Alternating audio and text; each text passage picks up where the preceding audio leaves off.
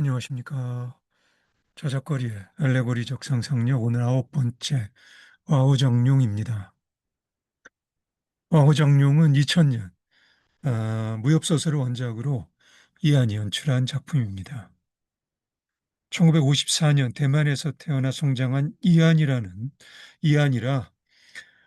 대만 무협소설의 태두 와룡생의 펜 끝에서 그려진 사대문파의 무협세계에 어느 정도 길들여져 있는 것으로 보이는데요. 이 영화는 1907년에 태어난 중국 작가 왕드려의 무협소설을 원작으로 하고 있습니다. 와룡생은 1930년에 태어났으니까요. 왕드려의 무협은 와룡생 무협의 상투성과는 성격이 조금 다른 듯 싶기도 하네요. 감독으로서 와호장룡을 영화한 이안의 관심 역시 확실히 대만이나 홍콩의 상투적인 무협의 세계와는 좀 다른 무엇인가를 염두에 두고 있는 것 같습니다. 이안은 미국으로 치면 스탠리 큐브릭 같은 감독으로 무슨 말인가 하면 다양한 대중적 장르를 섭렵해서 나름대로의 장르적 상상력으로 성투적 장르의 여백에 고유한 여운을 스며들게 하는 그런 작품 세계를 가지고 있는 그런 감독들이라는 거죠. 스탠리 큐브릭 감독이나 이안 감독 같은 그런 감독들은요.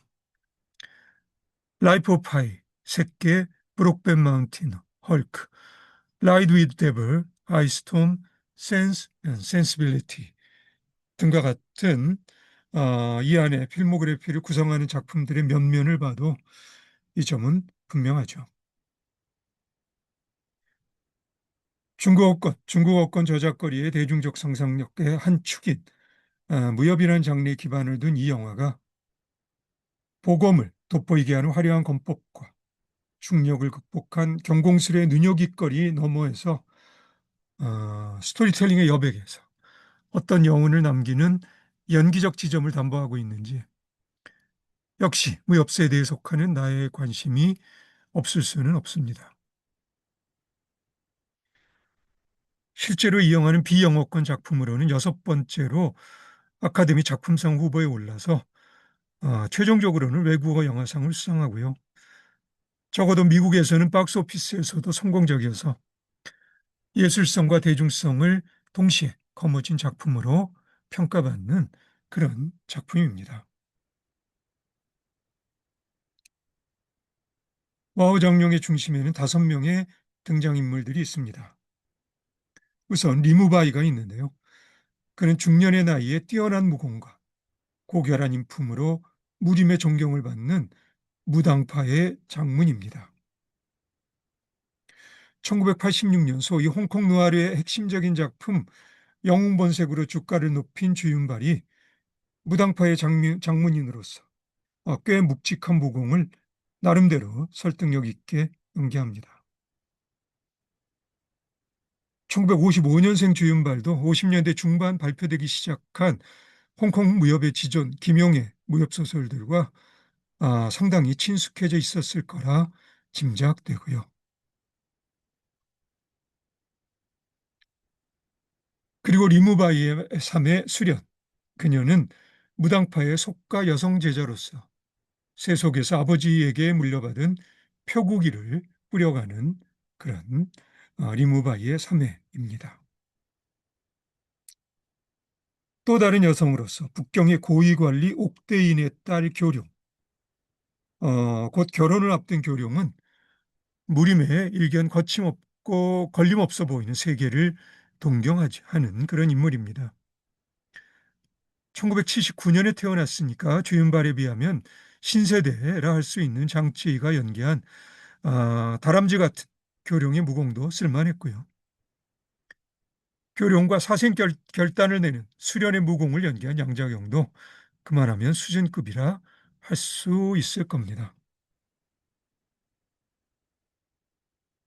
여기에 겉으로는 교룡의 시중을 들어주는 하지만 사실은 교룡의 스승인 벽안홀이 예, 벽안홀이 역의 챙페이페이는 장철 감독의 심야의 결투 등에 출연한 홍콩 무협의 원조 연기자 중 한 명이라 역시 믿을 수 있는 배역이라 할 수 있죠.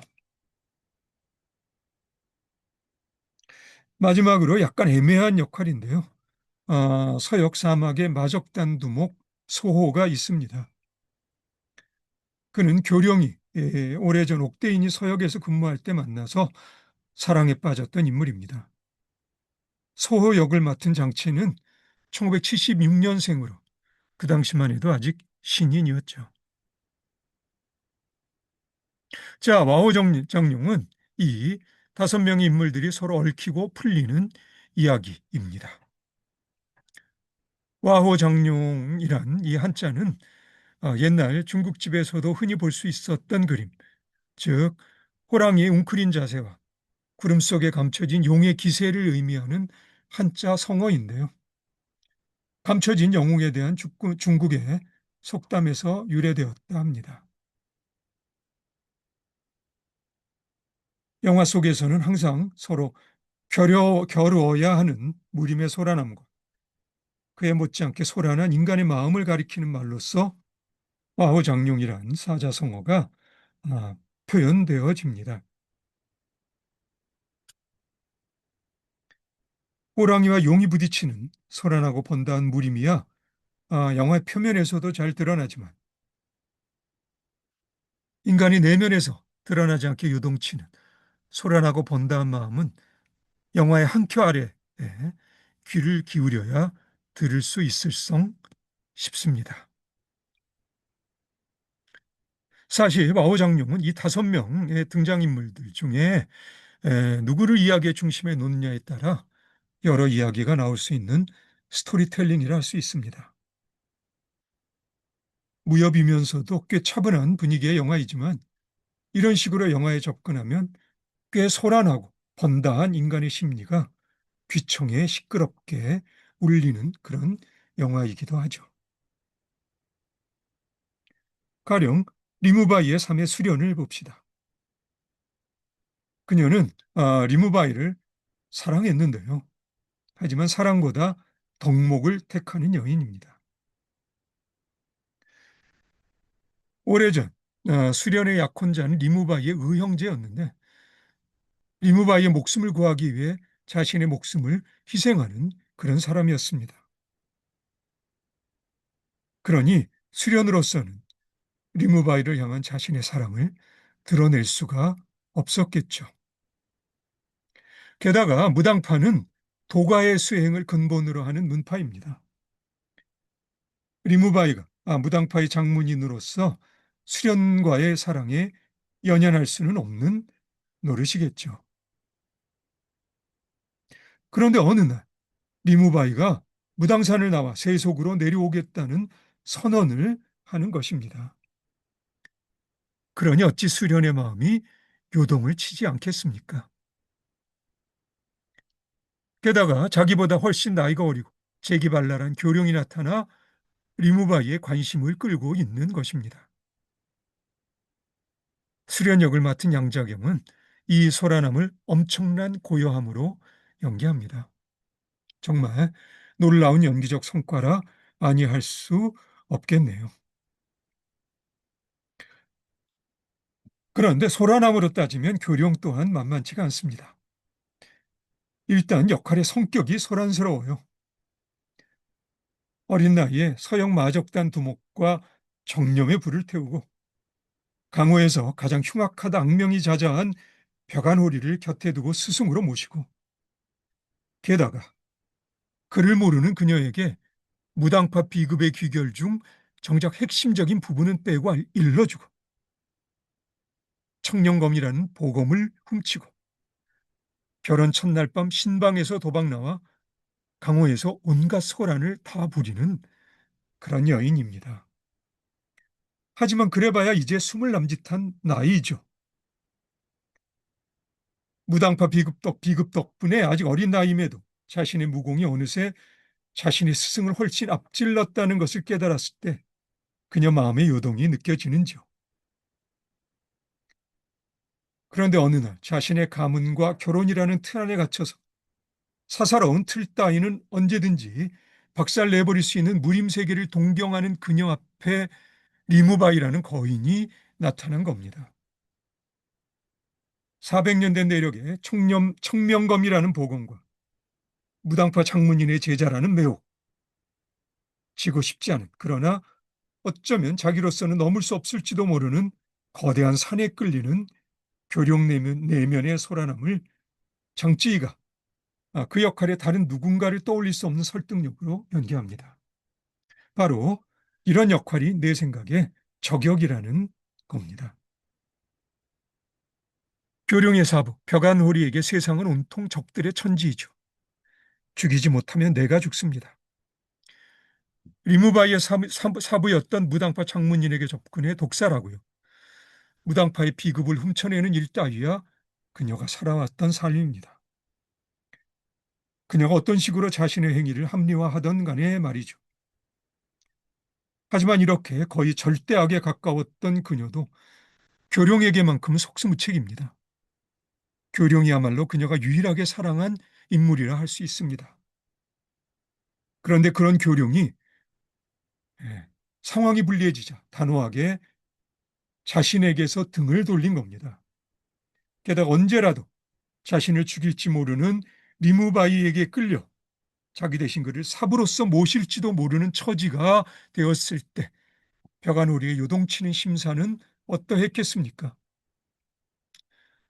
오죽하면 리무바이의 칼에 심장이 결단나는 순간에 그 지독한 벽안오리가 교룡을 가리키며 18세 소녀의 배신과 간교함이야말로 세상 천지에서 가장 무서운 독이라고 내뱉으며 죽어가겠습니까?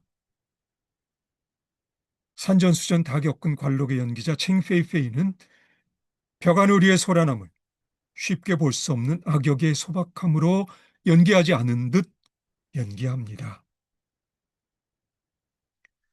소아의 소란함은 비교적 단순하죠.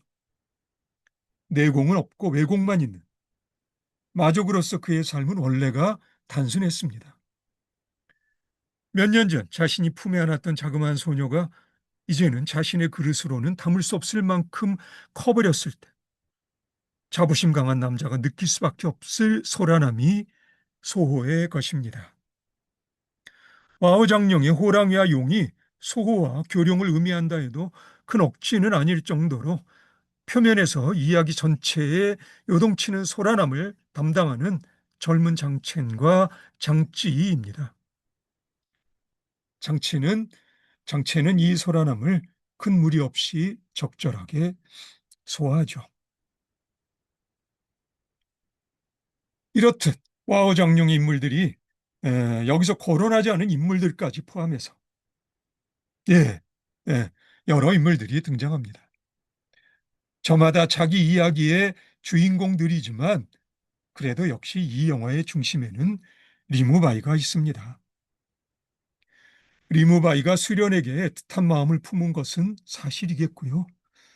어쩌면 중년의 리무바이 앞에 돌연히 나타난 교룡이 리무바이의 마음 깊은 곳에 뜻밖의 파문을 불러일으켰을지도 모릅니다. 일반적인 무협의 상투성은 천하 영웅을 둘러싼 절세 미녀들의 용호상박하는 각축전이니까.